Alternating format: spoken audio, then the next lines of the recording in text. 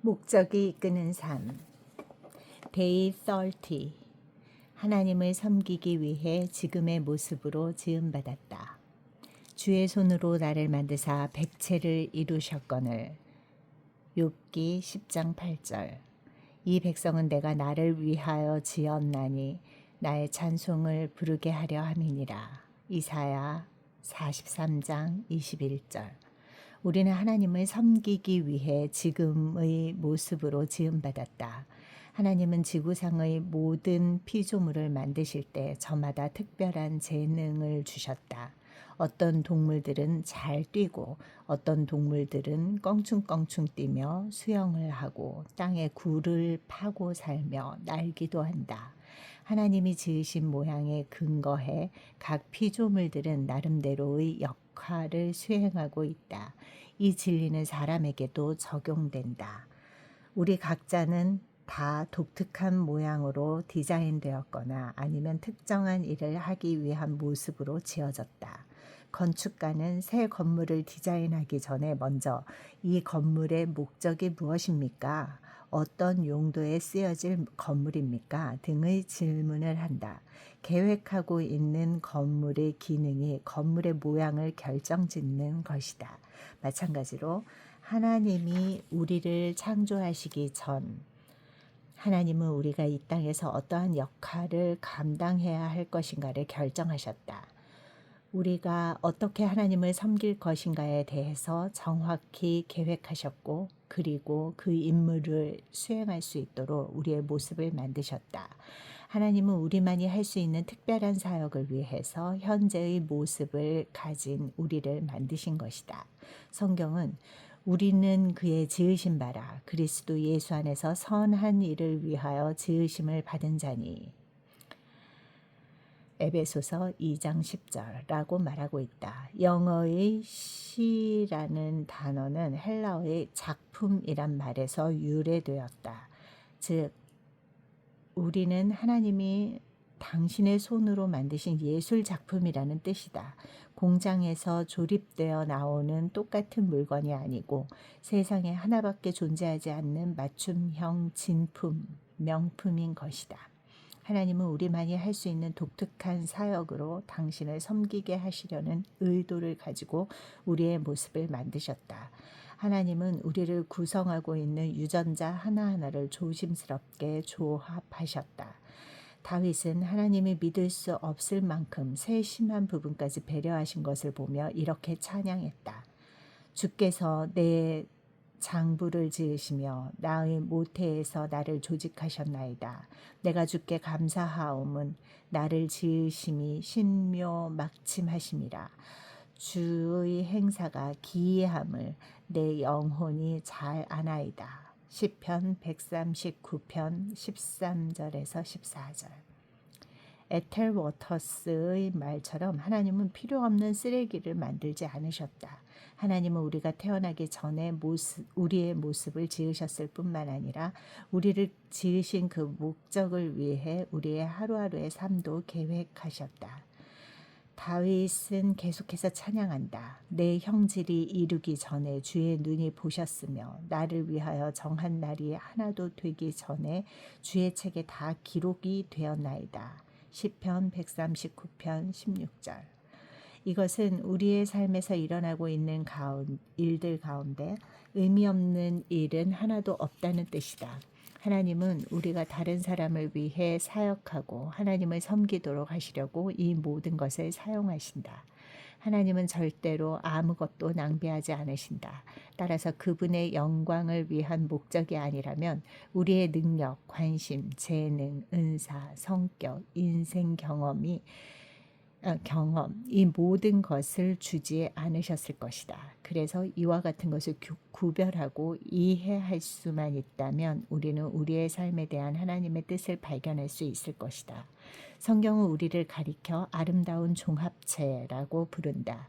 이 말은 우리가 여러 가지 요소로 혼합된 존재라는 뜻이다. 이러한 5가지 요소를 쉽게 기억할 수 있도록 하기 위해 나는 각 요소의 첫 글자를 따서 shape라고 부르게 되었다. SHAPE라고 부르게 되었다.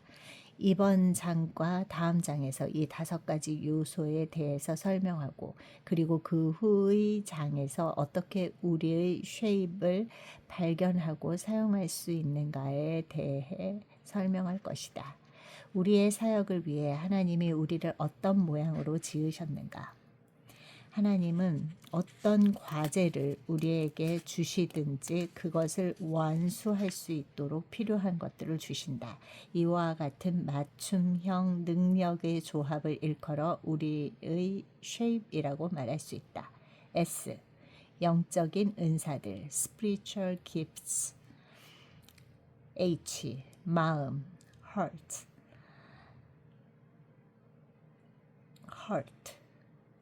A. 능력 abilities. P. 성격 personality. E. 경험 experience. Shape 1. 영적인 은사들을 사용하기. 하나님은 사역을 위해 사용할 수 있도록 모든 믿는 사람들에게 영적인 은사를 주셨다. 로마서 12장 4절에서 8절, 고린도전서 12장, 에베소서 4장 8절에서 15절, 고린도전서 7장 7절. 이 은사들은 하나님을 섬기기 위해 오직 믿는 사람들에게만 주시는 특별한 능력이다. 성경은 누구든지 성령을 모시고 있지 않은 사람은 하나님의 영으로부터 오는 은사들을 받을 수 없다. 라고 말하고 있다. 고린도전서 2장 14절. 우리는 성령의 은사를 노력으로 얻을 수도 없고 그럴 자격도 없다. 그래서 그것을 선물, 은사라고 부르는 것이다. 우리 각 사람에게 그리스도의 선물의 분량대로 은혜를 주셨나니. 에베소서 4장 7절. 우리가 어떤 은사를 갖고 싶다고 선택하는 것이 아니고 하나님이 정하신 것이다. 이에 대해 바울은 이 모든 일은 같은 한 성령이 행하사 그 뜻대로 각 사람에게 나눠주시느니라고 말하고 있다. 고린도전서 12장 11절. 하나님은 다양성을 좋아하시고 우리 각자가 특별한 존재가 되기를 원하시기 때문에 모든 사람에게 주어지는 은사는 없고 고린도전서 12장 29절에서 30절. 또한 모든 은사를 소유한 개인도 없다. 만약 우리가 모든 은사를 소유하고 있다면 우리에게는 다른 사람의 도움이 필요 없을 것이고 그렇다면 서로가 의지하는 것을 가르치시는 하나님의 목적 가운데 하나가 아무 의미 없는 것이 될 것이다. 다른 사람의 은사가 우리를 위해 주어진 것처럼 우리의 영적인 은사는 우리 자신이 아닌 다른 사람의 유익을 위해 주어졌다. 성경은 영적인 은사는 교회 전체를 돕는 도구로 우리 각자에게 주어졌다. 고린도전서 12장 7절라고 말하고 있다. 하나님은 우리가 서로 필요한 것을 아셨기 때문에 이와 같은 방법으로 은사를 주셨다. 각자가 자신의 은사를 사용할 때 모두에게 유익이 될 수 있는 것이다. 그래서 다른 사람이 그들의 은사를 사용하지 않으면 우리가 불이익을 당하는 것이고 우리가 은사를 사용하지 않으면 다른 사람이 불이익을 당하게 되는 것이다. 그렇기 때문에 우리는 우리의 영적인 은사를 발견하고 발전시키고 사용하라는 명령을 받았다. 자신의 영적인 은사들을 발견하기 위한 시간을 가져본 적이 있는가? 풀어보지 않은 선물은 가치가 없다. 그런데 우리가 이와 같은 가장 기본적인 진리를 망각할 때 교회 안에서 문제를 일으키게 된다. 은사와 연관된 2가지 공통적인 문제가 있는데 그것은 은사 질투와 은사 기대이다. 첫 번째 문제는 우리가 가지고 있는 은사를 다른 사람과의 것과 비교해서 하나님이 주신 은사에 대해 만족하지 못하고 하나님이 다른 사람을 사용하시는 것을 시기하거나 원망할 때 일어난다. 두 번째 문제는 모든 사람이 우리가 가진 은사를 가져야 하고 우리가 부름받은 사역을 그들도 해야 하며 우리가 가지고 있는 열심과 똑같은 열심을 품어야 한다고 기대하는 것이다. 그러나 성경은 직임은 여러 가지나 주는 같으며 라고 말하고 있다. 고린도전서 12장 5절. 때로는 영적인 은사가 지나치게 강조되어서 하나님이 사역을 위해 지으신 우리의 모습 가운데서 다른 요소가 외면되기도 한다. 우리의 영적인 은사는 우리의 사역을 위한 하나님의 뜻의 일부분만을 나타내는 것이지 전부를 보여주는 것이 아니다. 영적인 은사 외의 4가지 다른 요소가 있다. Shape 2, 마음의 소리 듣기. 성경은 마음을 우리가 바라는 것, 희망, 관심, 포부, 꿈, 사랑하는 것 등으로 표현하고 있다. 이는 우리의 마음이 우리의 모든 동기의 근원, 즉 우리가 사랑하는 것, 가장 귀하게 여기는 것을 대표하기 때문이다. 그래서 우리는 내 마음을 다 바쳐서 당신을 사랑한다 라는 말을 쓰고 있는 것이다. 성경은 말한다. 사람의 얼굴이 물에 비치듯이 사람의 마음도 사람을 드러내 보인다. 잠언 27장 19절. 우리의 마음은 우리를 보여준다. 그것은 다른 사람이 생각하는 우리나 환경의 영향으로 되어지는 우리가 아닌 진정한 우리 자신이다. 우리의 마음은 우리가 지금 하는 말, 느낌, 행동을 결정한다. 마태복음 12장 34절, 시편 34편 7절, 잠언 4장 23절. 신체적으로 우리 모두는 다 독특한 심장 박동을 한다. 손금의 모습, 눈의 망막 모양, 목소리가 다른 것처럼 우리 모두는 각각 다른 심장 박동을 한다. 참으로 놀라운 사실은 지금까지 존재했던 수십억의 사람들 가운데 똑같은 심장 박동을 한 사람이 한 사람도 없다는 사실이다. 마찬가지로 하나님은 우리 모두에게 우리가 관심을 갖고 좋아하는 주제, 행사, 환경들을 생각할 때 두근거리는 독특한 감정의 심장 박동을 주셨다. 본능적으로 좋아하는 분야가 있고 그 반대도 있는데 바로 이것이 우리가 어느 곳에서 섬겨야 될 것인지를 보여주는 또 하나의 단서가 될 수 있다. 마음이란 단어를 다르게 표현하면 열정이다. 어떤 것에 대해서는 열정을 느끼지만 또 어떤 것에 대해서는 열정을 느끼지 못한다. 그래서 어떤 경험들은 우리를 흥분하게 하고 관심을 끌지만 어떤 경험들은 마음에도 내키지 않을 뿐더러 지루하기만 하다. 바로 우리 마음의 본성을 보여주는 것이다.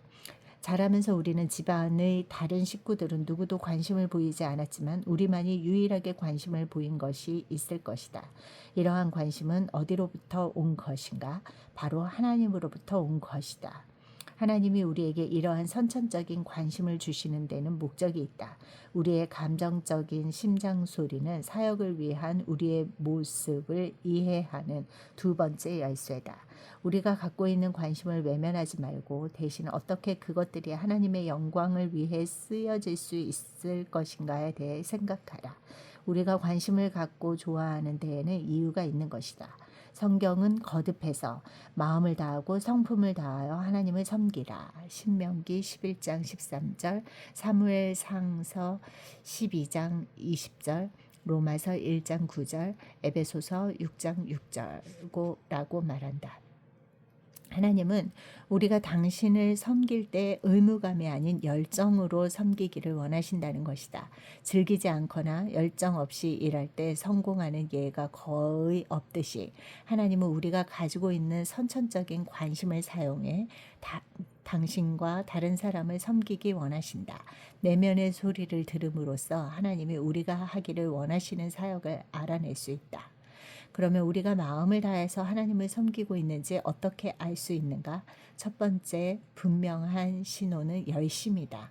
우리가 좋아하는 일을 하게 되면 다른 사람이 우리에게 동기부여를 하거나 도전하거나 감시하지 않아도 된다. 좋아서 하는 것이기 때문에 보상이나 다른 사람들로부터 박수를 받지 않아도 급여를 받지 않아도 무방한 것이다. 마찬가지로 이와 반대의 원리도 진실이다. 우리가 마음 없이 무엇을 하고자 하면 쉽게 낙심되는 것이다. 하나님을 마음으로 섬기는 것의 두 번째 특징은 효율성이다. 하나님이 우리로 하여금 좋아하게 만드신 것을 할 때는 그 일을 잘하게 된다. 왜냐하면 열정이 완벽함을 추구하게 하기 때문이다.